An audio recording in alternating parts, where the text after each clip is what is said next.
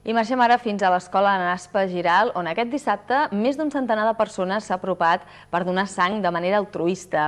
Ha estat la segona edició de la Marató de Donació de Sang de Terrassa, que com cada any busca conscienciar els ciutadans de la importància d'aquest acte tan generós i desinteressat.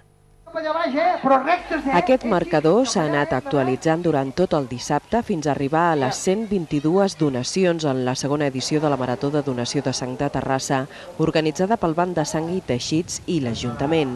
Més enllà de la xifra final, els organitzadors destaquen especialment que d'aquestes, 33 han estat fetes per persones que s'estrenaven, assolint així el principal objectiu de la Marató, conscienciar i captar nous donants. És molt important, sobretot, que de les donacions que tinguem al final del dia n'hagin de noves, perquè el donant habitual avui ve com a acte festiu, però aquest ja hi anirà d'aquí 3 mesos una altra vegada. L'important és entrar dins l'hàbit de donar sang, i la Marató això ho aconsegueix.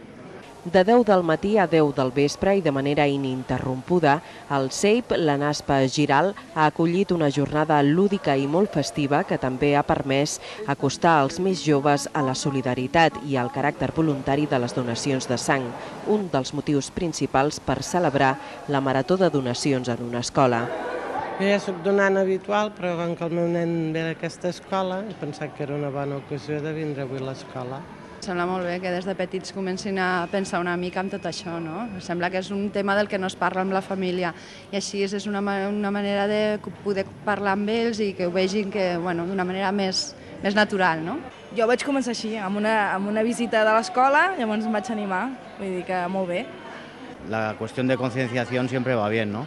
Porque muchas veces nos pasan cosas importantes desapercibidas que si no nos damos con ellas en la cara, pues no nos damos cuenta de que existen.